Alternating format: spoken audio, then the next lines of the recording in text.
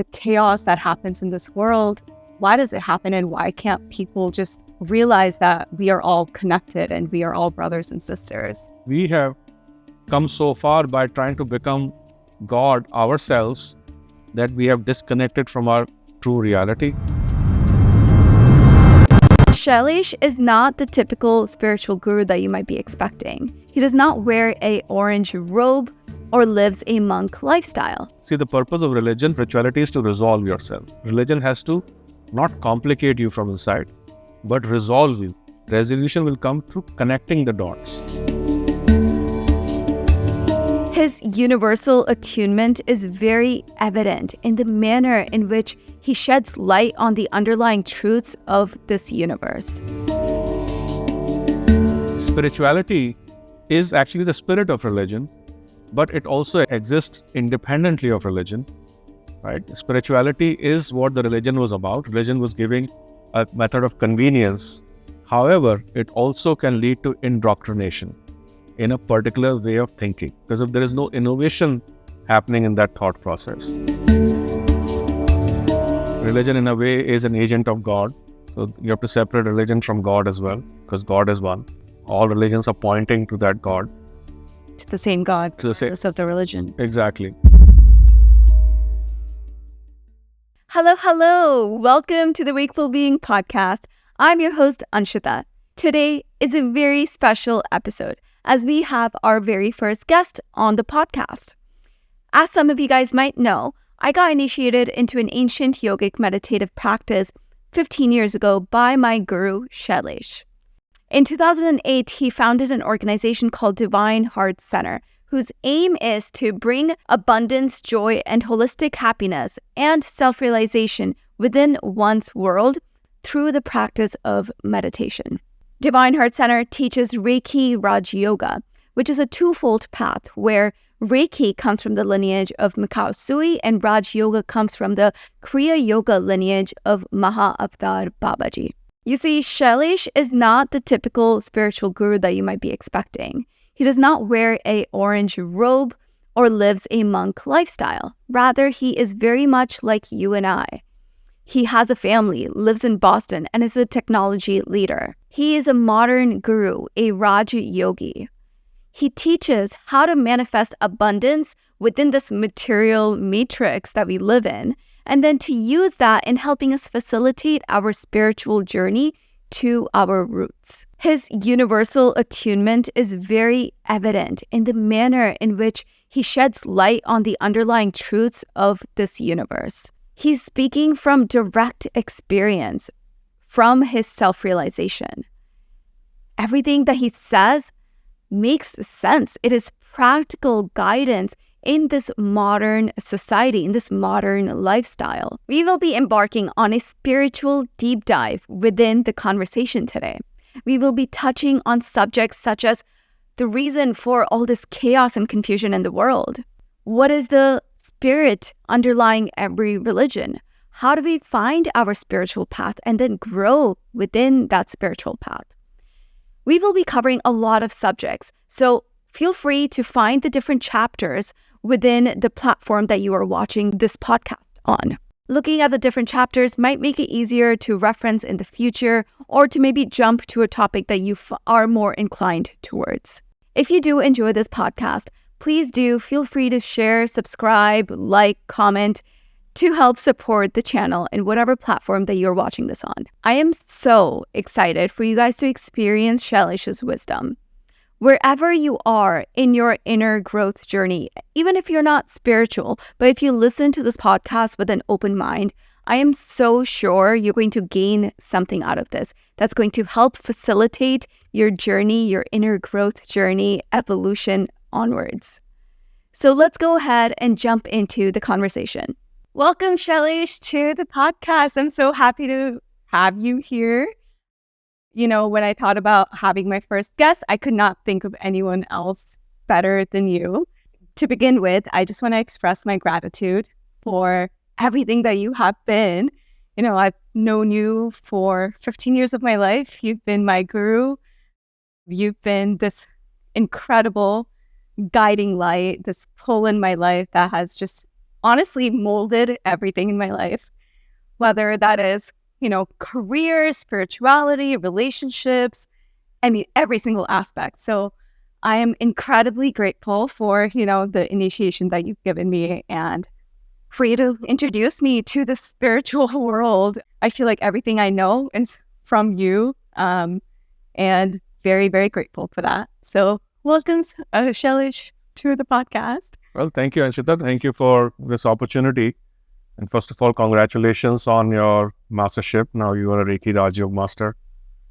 And as far as the guidance is concerned, we have divine to thank for, because divine is a full spectrum of intelligence across career, across how to live life, across spirituality. So if we tap into that intelligence, I don't feel that I have done something special. It's just that what you focus on, the kind of intelligence you focus on, that's the guidance you receive. And then you just become a channel and you just channel that guidance. Yeah. So we should, of course, thank divine, thank this universal intelligence, universal consciousness, the great spirit, as many cultures call it, that flows through you and I. Mm-hmm. And we just tap into it and we follow the guidance the best of our ability and for what it's best for us. Right. Yeah. Indeed. I'm very grateful for the universe and for divine.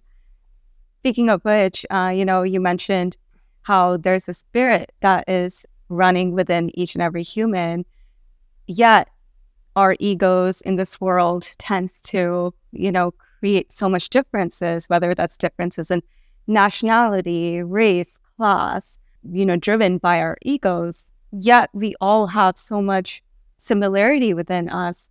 Could you kind of shed light on the chaos that happens in this world? Why does it happen, and why can't people just realize that we are all connected and we are all brothers and sisters? You see, that's a great question, and there's no easy answer to it.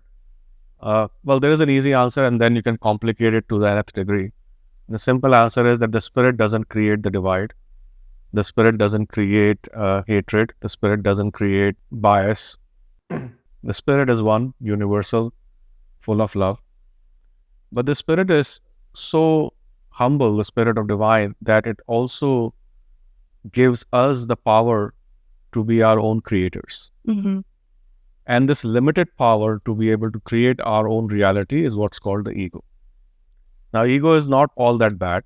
We need the ego to wake up in the morning, get dressed up, take care of ourselves, learn new subjects, create things, create music, go to work, create code, create management philosophies, create house, create a society, etc. So for that, we need some sort of a self-awareness, some sort of an individuality. Mm-hmm.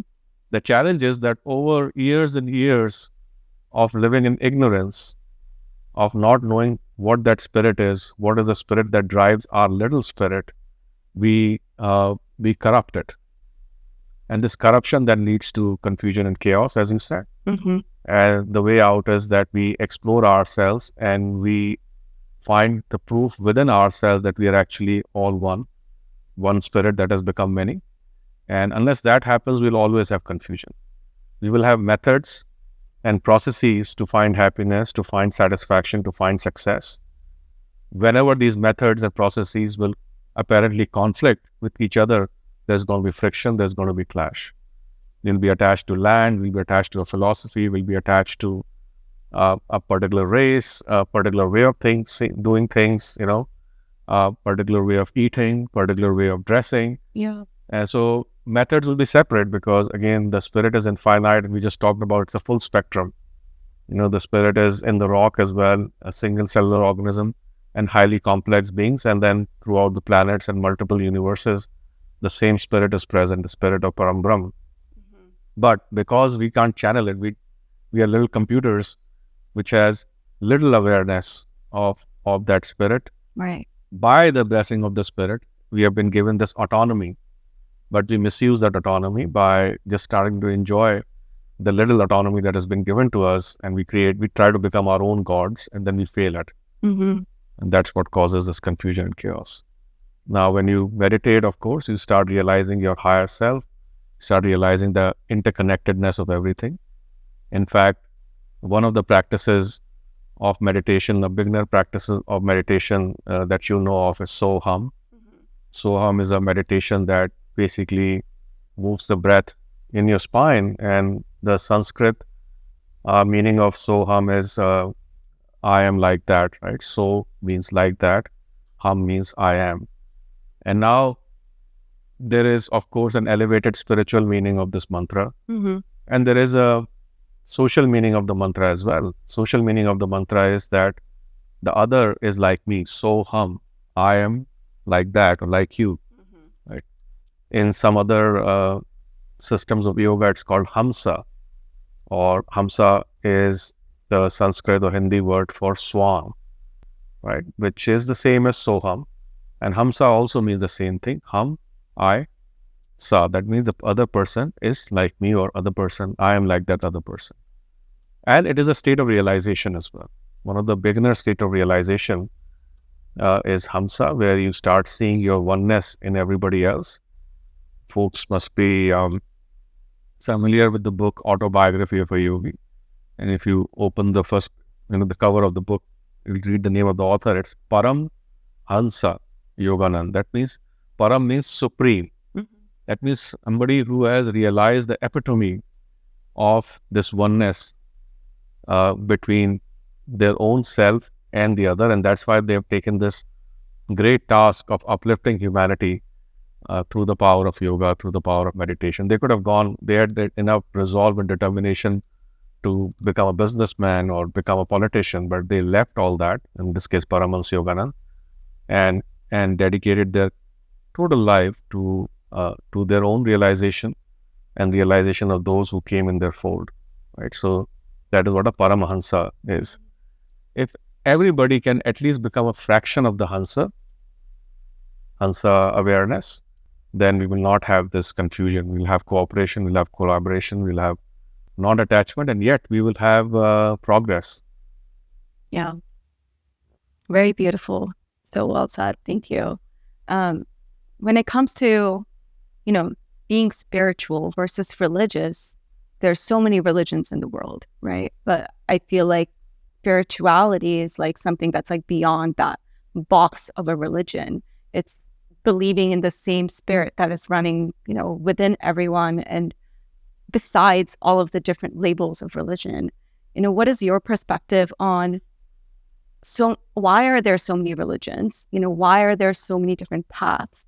And what does it mean to be spiritual? See, religions are a construct of human being. We are social animals. We like to organize ourselves in group. And so we have trading communities, we have cultural communities, we have hunting packs. This has been continuing since we became aware, we became modern humans, right? In that process, we have also had this pursuit of understanding the unknown, things that we don't know. And a part of what we don't know is also called God, the higher awareness. In fact, it's a natural tendency, a natural inner calling to find what our higher self is. Now, towards that purpose, historically, either based on geography, based on climate, of course, which is associated with geography, based on temperament, language, we have formed communities of pursuing this idea of God, right? Essentially, at the root of it, there are two types of religions, major religions, Abrahamic traditions, through which Christianity and Judaism have taken shape, and then there is Sanatan religion, which is eternal religion, right? So there are historical religions based on prophets, and then there is this Sanatan Dharma, which means the eternal religion, which was always there, based on the natural principles of the world, right? For example, gravity is a principle that you cannot deny. It applies to you. It applies to anybody following, if they are human, anybody who's following a special particular path, right? Or any path, right? So any religion that's based on gravity would be considered universal religion because gravity applies to everybody. So that is the nature of Sanatan Dharma. And within Sanatan Dharma, there is the idea of karma. Okay, that karma applies to everybody. Karma is nothing but law, cause and effect, the law of cause and effect. Now, so the beauty of religion, it helps us come together as a group, as a shared culture, as a shared set of practices, so that anybody who's born in that group, in that culture, doesn't have to reinvent the wheel, start from scratch. Okay. However, it also can lead to indoctrination in a particular way of thinking, because if there is no innovation happening in that thought process, if the religion becomes outdated, and it does happen, religions have shelf life, because some religions were born in the desert where the tribes had to be brought together, so some strict commandments had to be written. Some religions were born somewhere else, right? Some religions were born in a modern time where somebody very influential had a realization and they wanted to share it with everybody else. They wrote their own book and brought people together. But if the religion is not changing with the time, and if the participants of the religion are not free to question themselves, question their pursuit, question their purpose, question their self-realization, they don't grow. So they just kind of copy what their elders have told them, which sometimes there could be a misinterpretation of what has been written. There could be somebody's own biases because political climate changes, people's need changes, and so on and so forth. And that creates, again, adulteration in religion, where we lose our basic understanding that why have we come together as a group? We have come together to find that great realization, understand who we are, make sense of things that are around us, and we start quabbling or kind of quarreling on smaller things in life, and therefore that's when the religion starts losing its purpose. It becomes almost like an organized institution. Spirituality is actually the spirit of religion, but it also exists independently of religion, right? Spirituality is what the religion was about. Religion was giving a method of convenience, set of best practices to find the spirit that somebody, groups of people, enlightened people had discovered. Spirituality essentially is the pursuit of the spirit. Spiritual means the ritual of the spirit.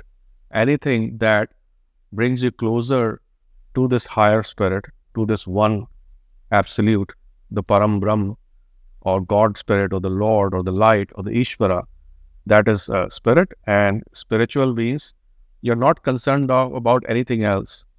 Your first and foremost concern is to become closer to the spirit, understand the flow of the spirit called the divine will, enjoy the love of the spirit, and then use that spirit to then solve different challenges in life. It doesn't make you inert.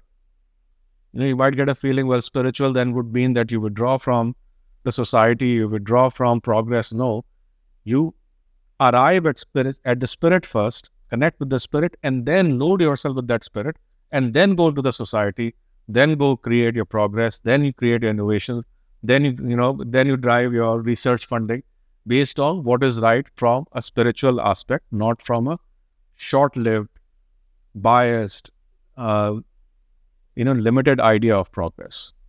So that's the difference between spirituality and religion. You will see that folks who are spiritual will be independent, will love solitude, and solitude is not same as loneliness. They will not be lonely or depressed.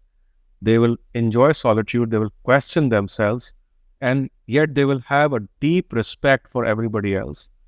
Religion, you will see, will have the attraction of organizing, a big edifice, a big institution. I have 3,000 members. I have 100,000 members. I have 200,000 members. Mine is the number 3 religion, growing religion in the world, and so on and so forth. It'll be all about the statistics, right? The metrics.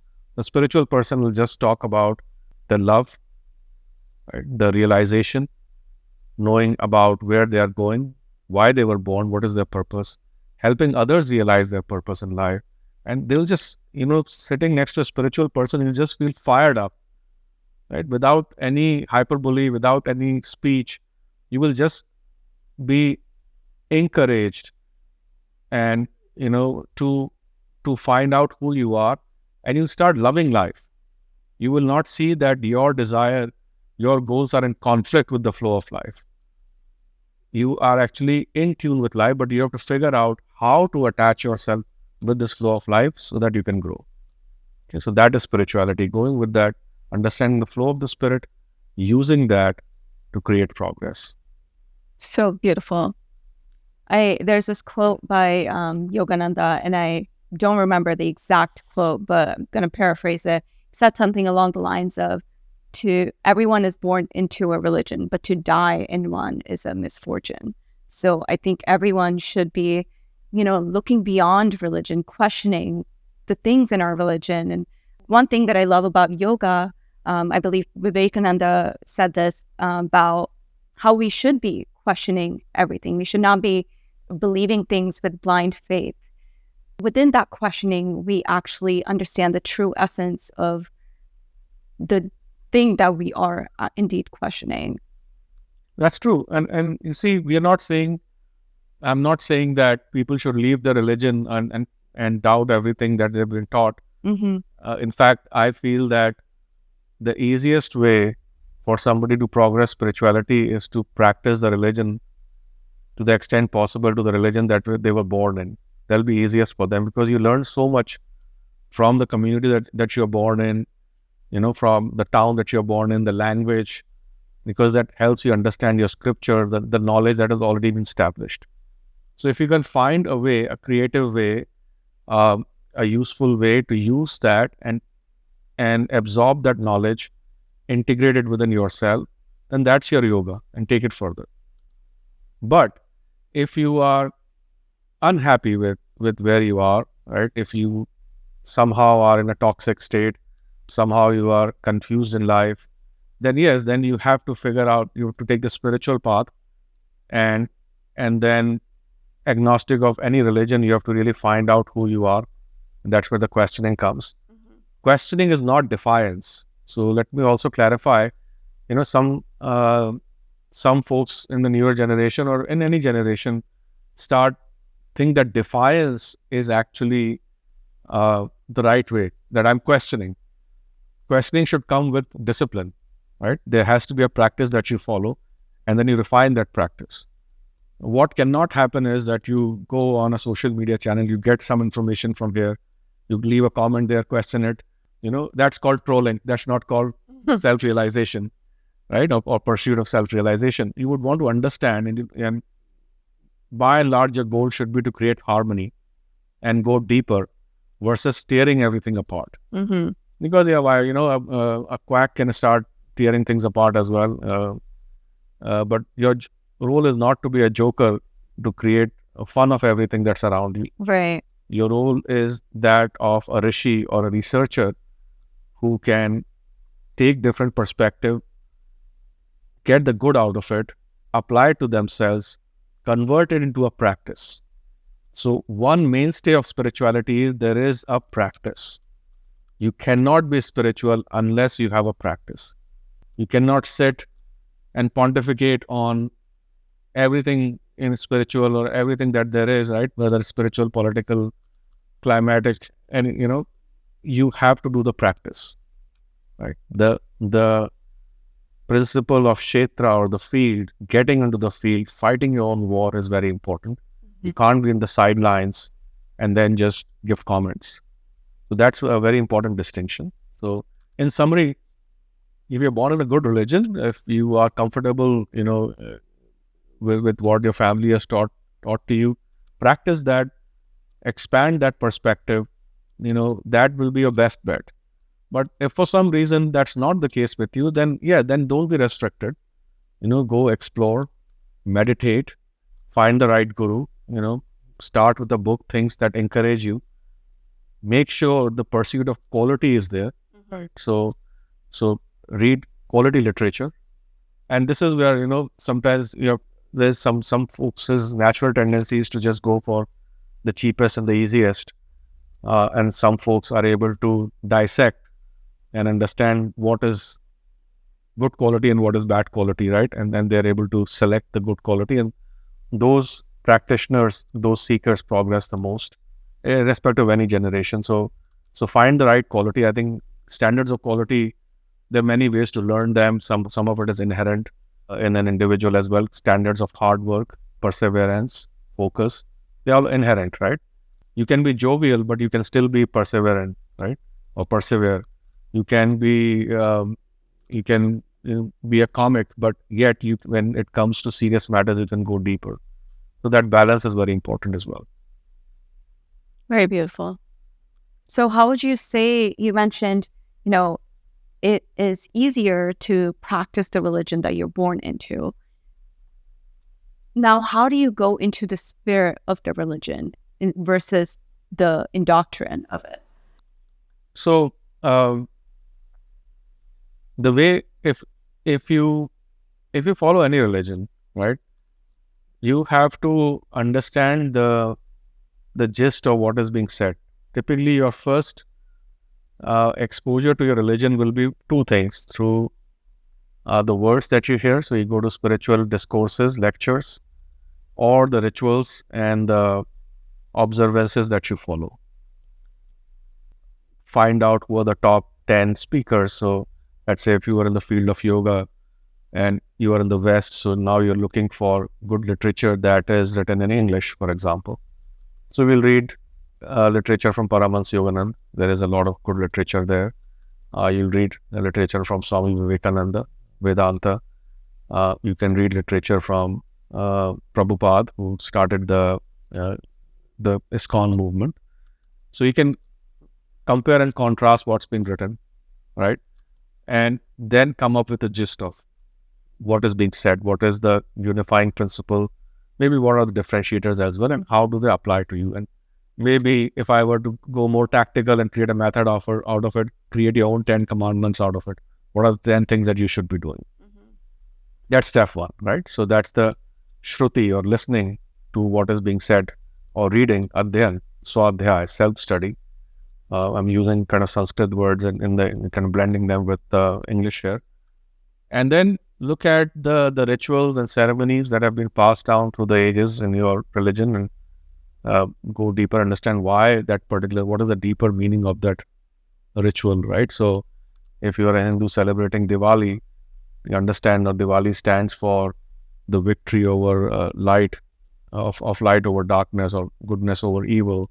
And then you go to the story, or if you read the Mahabharata, it's all about, if you go to the depths of it, it's about how the 100 negative qualities in your mind are basically restrain the 5 positive qualities, and how even after being outnumbered, these 5 positive qualities under the divine guidance can overcome these 100 negative qualities, acting on all aspects of your character, right? Like that, there are stories of the Bible as well, right? Stories of John the Baptist, Jesus' speech, the Sermon on the Mount. So those are very, understand why we do this, right? If we're celebrating Ash Wednesday, why are we celebrating? What does Christmas really mean? Why is it significant? What is the role of Mother Mary in the entire, story of Jesus Christ? Why is Jesus not just called Jesus? Why is he called Jesus the Christ? What does Christ mean, right? Again, Moses, right? What was the dialogue of Moses during the burning bush? Why did he return to the burning bush, right? How did the ocean get parted? And things like that, right? Why does the staff turn to a snake? So what is the significance of the plagues, for example? And their counterpart observances also, right? So when you start looking at the depths of everything, then you start understanding, well, okay, there is this higher spirit. This higher spirit has always encouraged humankind throughout the ages to improve, and it has tried to correct us when we have gone wrong, and helped us come back to home. And by home, I mean, in some cases, it could be a geographical home. In some cases, it could be our home in the true self, our home that is within us, finding our own inner destination. So did I answer your question? Yeah. So essentially going to the root of the religion, right? Understanding the intricacies of the meanings behind everything within the religion. That's right. and maybe ability to isolate the politics out of the religion. Right. So if you follow a particular denomination of the church and that church says, well, we know Jesus more than the other church because other churches' methods are incorrect, or I am this type of Christian and you are that type of Christian, or I'm this type of Jew, I'm a modern Jew or the Orthodox Jew, or I am a bhakti yogi or a gyan yogi. If you can extract yourself out of that segmentation initially so that you can first get an unbiased view of what your religion is about, that, in my opinion, in my experience, would be the best, because then it will, see, the purpose of religion, purpose of spirituality is to resolve yourself. Right. For me, the word religion and the word resolution are kind of similar sounding. So religion has to not complicate you from inside, but resolve you. Mm-hmm. And how will the resolution come? Resolution will not come through division. Resolution will not come through differentiation. Resolution will come through connecting the dots, right? And then absorbing what is correct, discarding what is, just made up. And again, you still have to be true to your religion. It can't be a relationship of convenience that, okay, well, I follow religion when it suits me, and then I give it up when it doesn't suit me. You still have to follow all the observances, because eventually, let's just pick one example of fasting, right? And, in Judaism, there is some sort of fasting. Christianity also, there is some fasting, and Hinduism is all about fasting. Mm-hmm. And in Islam also, there is fasting. Now, each religion has different types of fasting in different periods of time and different mandate on what you can eat and what you cannot eat. Mm-hmm. But if you understand the root of it, what this fasting is developing is, and then there's fasting for health purposes, right? Yeah. You can do intermittent fasting, etc. So what's the difference between the intermittent fasting or whatever, 3-1 fasting, the different types of fasting, I mean, we're mispronouncing it, and a spiritual fasting? Difference is that in spiritual fasting, you are fasting in honor of a higher purpose. So your willpower of not giving into your impulse of eating willy-nilly is actually being transmuted to focus on a higher purpose, right? Mm-hmm. Irrespective of which religion you are in. Hinduism says, okay, on this particular day, this type of fast from an astrological perspective works best, and that is very true. But if you're part of another religion as well, if you're fasting, it brings you closer to the purpose, to the focus of your fast. So now you see, you have a simple act of fasting, which initially was for a smaller purpose. I will not say for an insignificant purpose, smaller purpose of, let's say, losing weight, mm-hmm. or getting healthy, or for medical reasons, has now transmuted into something great. You're getting all the physical benefit, but now you're also getting this benefit of realization, of self-realization, right? So look at the shift in perspective that happens. Right. Just by dedicating your practice to that. To that higher purpose. Right. Right. So that's the difference. That's how you find commonality. Right. Yeah. That's how you find the harmony within your religion, intra-religion, and outside of religion, inter-religion. And there'll still be some differences, of course, because religions originated in different areas of the world. Mm-hmm. So they have, because human race is also about survival and self-propagation, there will be elements of that in the religion. So if we do have to, find another framework, then look for a religion that does not believe in conversion, that does not believe in forced conversions, at least, right? It lets you self-inquire. And that kind of religion, that kind of guru who promotes self-inquiry, not haphazard self-inquiry, but a disciplined self-inquiry leading to a practice with discipline. And again, doesn't need to be like hardcore discipline, but enough discipline that actually progresses you, improves you, doesn't make you lazy. You find that and you practice it. Mm-hmm. What about the people who, have a sort of a taint with religion due to their upbringings? Maybe, they just had bad experiences, in their church or mosque or community, whatever it is. but maybe they might be open to that spiritual aspect of it, the fact that there is something greater beyond myself and we're not just random insects walking around on this floating planet.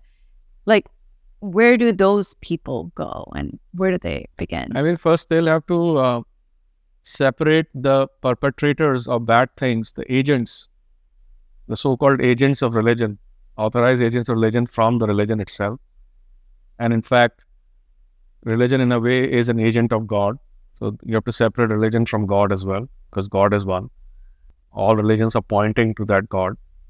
To the same God, to the same of the religion. Exactly. Yeah. So you have to really, if the agents have failed you, you have to figure out a way to directly talk to, the CEO, right? And in this case, God. So don't blame your religion for that, but but investigate the fabrication around that religion, which has led to, which has put people in positions of religious power of a community that fail that community, right? To fail an individual.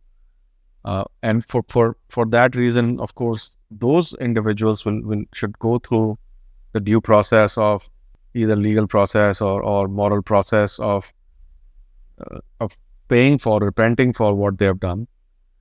But if you have gone through a tough experience, because of your family's connection to a certain religion or to the church that you went to, temple that you went to, etc., don't discard the entire apparatus of self-realization just because the last few endpoints of that apparatus were faulty. Mm-hmm.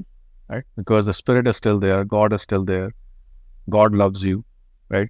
If you are from Hinduism or from the Eastern religions, you will also be made to understand that whatever is happening is a manifestation of karma, your own karma, your family's karma, your society's karma. It's kind of unfolding that karmic wave. Sometimes when it comes, it affects multiple people, right? So you understand the karmic law, and then remove the bad agents and go to the main purpose, main message of your religion. And for a couple of years in the initial journey, it's okay to explore, again, my viewpoint, different religions, but then you have to settle. You have to find a practice, you have to find a spot to dig for water, make through your education, learning, make a determination that this is where I'm going to find water. Now I'm going to get into my asana, my stance, and look for the water of spiritual realization here, and then keep digging. Correct. You can't keep opening different holes, different places. Then all you will get is dirt, no religion, no water, no spirituality. Right? Yeah. And there's also the saying that all paths lead to the same truth, all true paths. So how does one find the true path? What is their calling in life? What do they connect with? How do they find that? Ultimately, it boils down to quality of your pursuit. You will attract a path that is in line with your karma. First thing you have to do is you have to watch your karma. Karma means actions that you do in your thought, word, and deed. Okay? So be careful of what you're doing, how you're acting. Now, that will create virtue, that will create good energy, which will attract the right path to you, right circumstances. And it's very logical. Mm-hmm. If you're in good company, if you're reading good literature, if you're playing a good sport, if you're going to a good school, good circle of friends, then good connections will come to you, good philosophies will come to you, good speakers will come to you that will shape and mold your mind, right? So karma is very, very, very essential. In fact, if the best gift that Hinduism or Sanatan Dharma has given to the world is the understanding of karma. Mm-hmm. If you fully understand the law of karma, you might be sad occasionally, but you will never be sad for a long period of time. You'll never be depressed, because if somebody has a thorough understanding of the law of karma, how it acts in past, present, and the future across all dimensions, you will have clearer and clearer understanding of where you are in life and where you want to go. So, but what can you do now? Yeah, that was your question. First is observe your karma, take action. Karma is not only things that we do, okay? Karma is also things that we don't. So if injustice is happening somewhere, our inner being is saying, oh, this is wrong, and we don't gather enough courage to take action there, that is also karma. So state of action or the process of action is also karma. Process of avoiding action is also karma. That's also accumulating. So karma is everything. Karma is anything that you put in action through your thoughts, through your words, through your deeds. Correct. It's all karma. Yeah. And I think a lot of people think that karma is like what you do to others, but it's also what you do to yourself. If you're perpetuating, a negative thought pattern, maybe disbelief in yourself, that is also negative karma that you're accumulating. That's right. Absolutely right. I mean, there's no karma is omnidirectional. It goes everywhere. Right. It goes inside, it goes outside, it goes everywhere. So that's first thing. If your karma is good, you will start attracting, again, good and bad are relative things, but commiserate with the karma. In proportion with your karma, you'll start attracting the paths, the gurus. The second thing is the spirit of self-inquiry and practice. That means you have to pick up a practice, sit down, devote a few minutes daily, few minutes of undivided attention, because spirituality is nothing but attention. The best method, the best ritual, the best fast to be spiritual is concentrating on your attention on the object of your attention. Okay. That is where the philosophy of meditation comes in. Even when you're reading a scripture, you're just giving high quality time to that scripture. You're doing a ritual, you're giving high quality time, you're taking time off work to observe a particular holiday, right? It's all a game of attention. So strengthen your attention and focus on finding the right path. And then attention is also a practice, as I said, right? So attention and practice go together, pick up a practice. And then you check yourself, how are you growing in that practice or not? Okay? That means refinement, improving. That means the practice should be a living practice. Today we cannot do a outdated practice that was suitable 5,000 years. You can learn the technique, but now you have to do it in a modern way. Right? Yeah. And then, of course, if you are lucky, if you're fortunate, if your calling is right, you'll find a guru. So, for example, I can read a manual about driving a car, but unless I am driving an actual car, I will not get the real experience. So now, if you have somebody who knows how to drive a car, nowadays cars have become very sophisticated as well, but it's a little bit easier. Well, let's say if it's a traditional car with all the gears, 6 shifts, then if somebody's sitting by your side who has driven a car or many cars before, then they'll be able to guide you faster. And your entire process of learning how to drive that car is going to be easier. Right. So someone who's taken the roads before. Someone who's taken the roads before. Knows which direction to go into. Correct. Exactly. Journey becomes a little more smoother, more directed. Then you are not, it takes the randomness out of the spiritual pursuit. Yeah.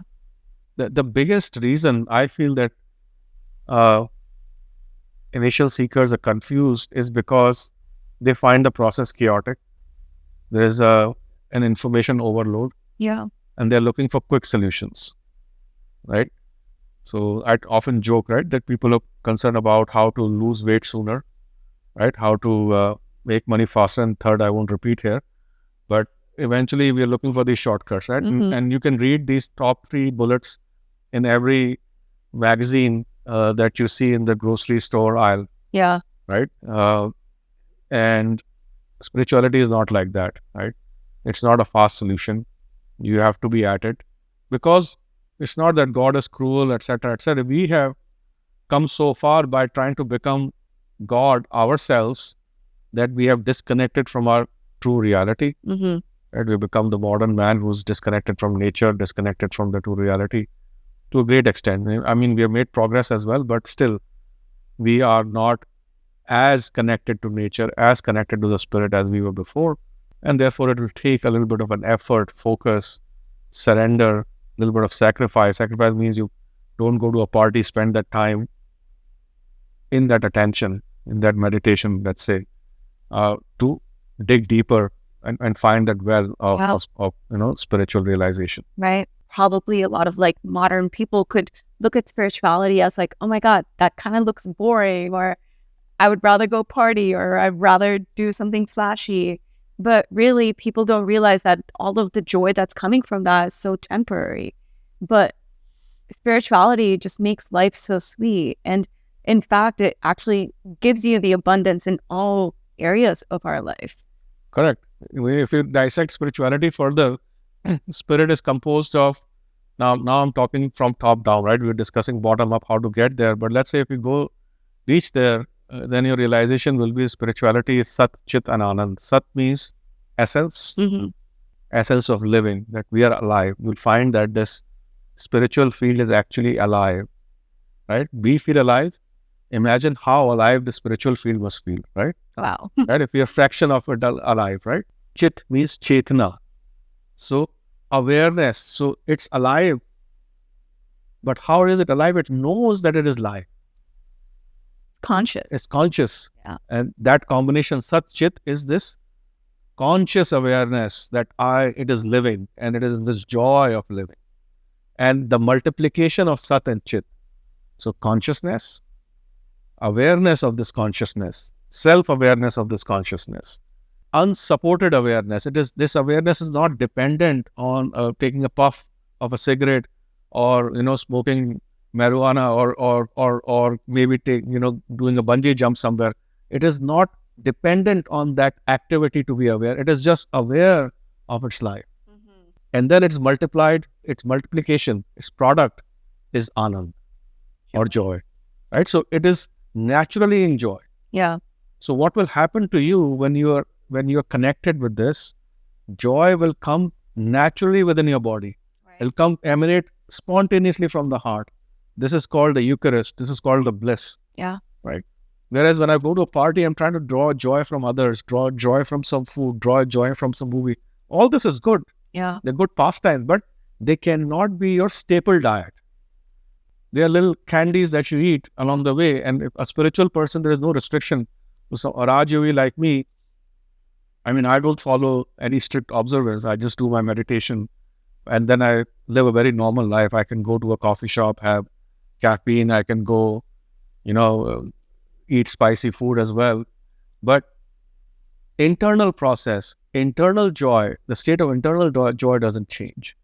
And that is what is fulfilling. And that is when you start realizing that you are getting closer to the purpose of life. And that is a fulfillment that we all are seeking for. Correct. There is no restriction on how much wealth you can make, right? As long as you don't get carried away, as long as you don't diminish your spiritual light by creating wealth, you don't become demonic in nature by killing somebody to create that wealth, right? Killing yourself to create that wealth. You can go into fitness, be very fit. All the spiritual leaders, in the field of yoga, they were kings, they were warriors, they were always standing up for the protection of the people. So they were strong people.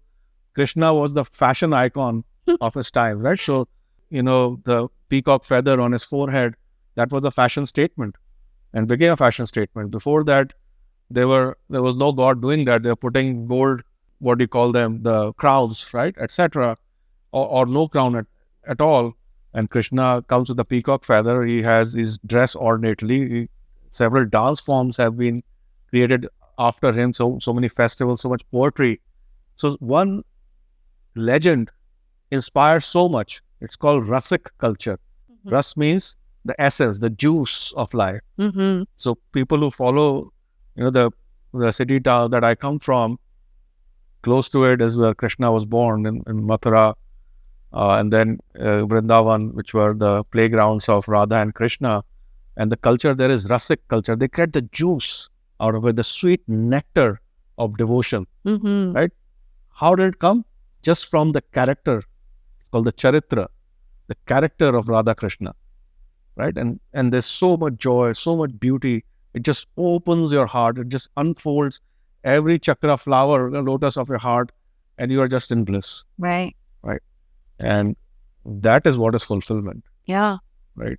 When you can get a double espresso, it'll give you some fulfillment, but it'll also make you jittery. Yeah. Whereas there's no end to this fulfillment. Just once the doors open, it just keeps flowing. You still have to live your life and do the pursuits, etc. So you were asking a question. Yeah, I was going to mention, like, everyone just wants to be happy in life. I mean, like, you ask anyone, anything that they're doing is for happiness. But then it's like, and everyone understands, like, from a conscious level that, you know, happiness comes from within. You know, this money is not going to buy me my happiness, or at least like lasting happiness. It might give you some temporary happiness. But then it's like people don't make the effort to find that inner joy, and they just expect that it's just going to come. It's just going to come with a flash, or it's just God is supposed to just give that to me. But rather, we have to make the self effort to find that inner joy. That's right. And it's a function of karma. You know, there will always be disparity in what you see. You will see somebody become a billionaire very soon at 21 years of age, and you'll see somebody who's 75 working very hard and not becoming a billionaire. But what you don't see is underneath what is their karmic profile. Yes, you can keep a record of the 75 years of this life or 21 years of this life, but you will have to believe, and that's the gamble you have to take, that there is an inertia of energy, you know, an energy print that they brought with them when they were born. Now, if you don't believe it, then the entire process of the self-realization is going to become difficult, because then you will say life is random, life is not fair, you know. Well, it's born with cancer, and why are people dying of diseases, or exactly victim mentality. Correct. Then you'll get into that victim mentality, and or mentality of, well, we are living in a hostile environment. There's a hostile planet, and it's, you know, survival of the fittest, and so on and so forth. Yeah. Once you understand the karmic pattern, make an effort to understand the flow of karma, research that, meditate on that, then initially you will make a little sense of it intuitively, and God willing, you know, if you really go deeper into it, then when you look at an individual, look at somebody on TV, look at somebody giving a speech, you'll be able to read what's their karmic makeup. Right? Oftentimes you'll see some speakers are not that great, their words are not that great, and people are just in awe of them. It's because they're projecting some other kind of energy, which is just, you know, spellbinds everyone. Where is that energy coming from? You start understanding those energy patterns, and that is a partial state of realization. We are starting to understand how energy of success is flowing versus energy of failure. Correct. Right. And eventually that is the goal of every religion, every spiritual path. And ultimately, understanding the energy pattern, understanding the flow of energy is one of the key ingredients to be happy. Right. More energy, happiness; less energy, unhappiness. The very fundamental level. Beautiful. Yeah. So how do we, you know, go into the spiritual path? How does the spiritual path look like? And how does one go into this reservoir of like cultivating this inner peace that is everlasting? First, question yourself, what is your purpose? Define your purpose. What do I want in life? And then, you know, as I said, if you're born in a religion and if you are comfortable with it, then find a spiritual pursuit in that path. Also, be aware of what's around you. Establish a practice. Okay. Sadhana, which means balancing of the material world, the world that is outside, and world that is inside is critical. So that's the second step. Ask yourself, do you have an established practice or dedicate to spirituality? It's not about manifestation. It's not about, oh, I visualize something, but just understanding yourself, establishing a direct relationship with the divine, and inculcating that love. So, step one, having a clear purpose. Step two, finding a practice through your research. You know, and this is meditation practice, or how do you define it? Yes, so I'll define that. And then third one is following that practice, right? Yeah. Now, what could that practice be? There are prayer-oriented practices in the world where you pray go to an establishment, religious establishment, and you pray.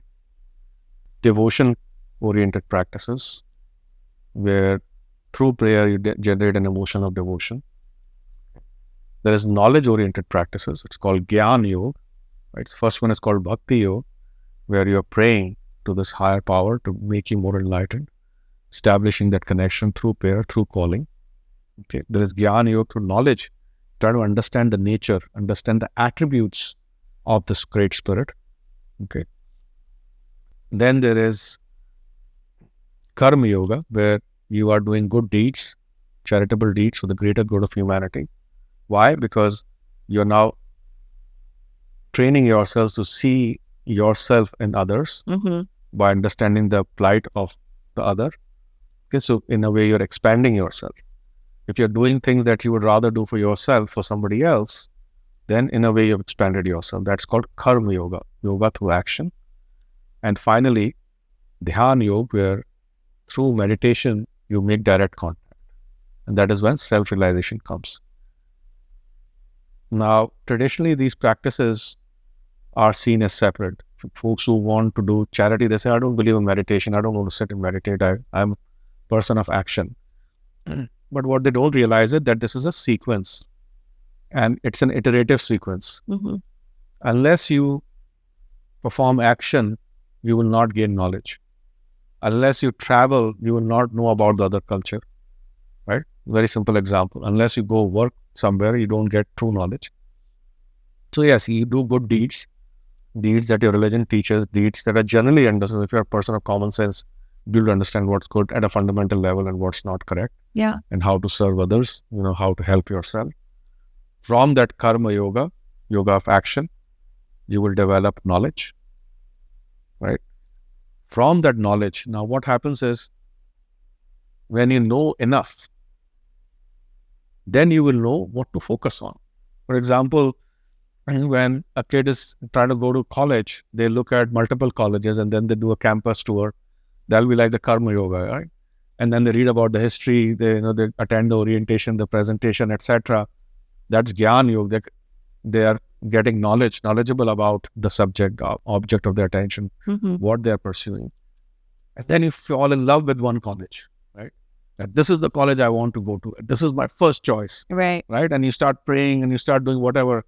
That is called Bhakti Yoga. That means after having known enough, the one thing that remains imprinted in your mind, and you are not able to let go of that thought day and night, you want that is called devotion. Now, if a knowledge is half, it will misdirect you to become devoted to something. So the knowledge has to be perfect. For that knowledge to be perfect, the karma has to be enough. You need to be well experienced, well traveled. You can't just sit in your room. Right? Unless you find a guru, unless you have guides, etc., they can help. But you also have to take some journeys yourself. So from that karma yoga, we'll start the Gyan Yoga. From the Gyan Yoga, the Bhakti Yoga. And then, if you are completely in love with something, which is the essence of Bhakti Yoga, you will close your eyes and keep meditating on it, right?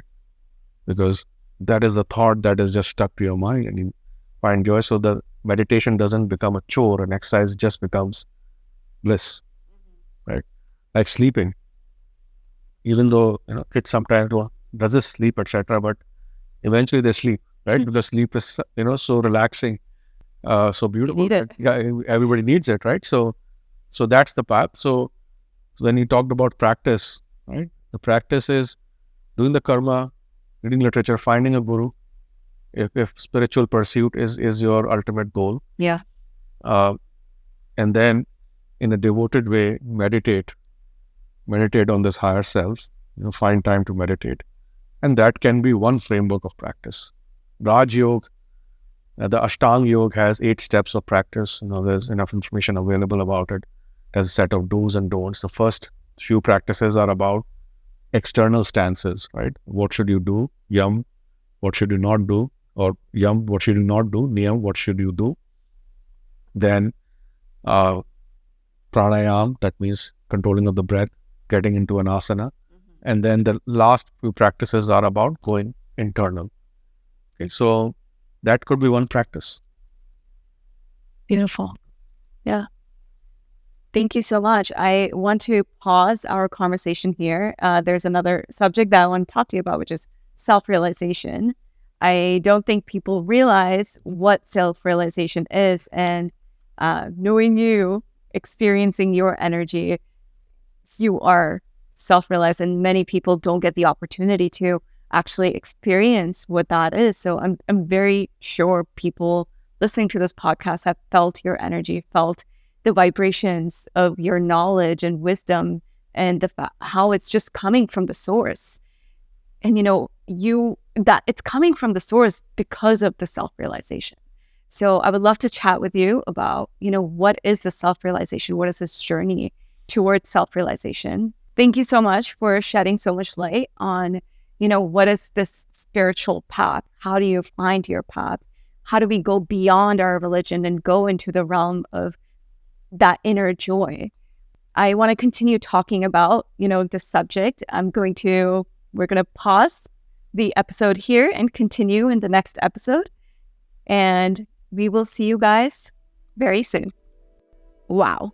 I hope you guys are just as mind blown as I am every time I talk to Shailesh. I mean, it is just pure wisdom. Everything that he says is so eloquent, effortless. He is just speaking from a place of just this pure self-awareness that he has reached due to his intense meditation practice over a long period of time. In this episode, we discussed so many things. We had a huge spiritual deep dive into subjects like the underlying spirit behind every religion. Why is there this chaos and confusion within this world? How do we find our spiritual path and then grow within that spiritual path? As a reminder, there are chapters to this podcast, so if you feel the need, the desire to refer to a specific subject that you listened to today, feel free to use the chapters on whatever platform that you are watching this on. We will be continuing this conversation with Shailesh on the next episode. I hope that you guys are feeling uplifted. I hope that you guys are feeling inspired to take a leap into your inner growth journey, to find a practice, even if you're not spiritual, finding a practice that's going to just help you evolve and take you to that next step in your growth. As a reminder, please do feel free to share, like, subscribe, comment, all of the above, etc., in whatever platform that you are watching this on. That helps support the channel so much. I appreciate you guys tuning in, and I can't wait to hear your feedback. I can't wait to hear your experience of this podcast. And I'm so looking forward to the next one. Wakeful Being signing off.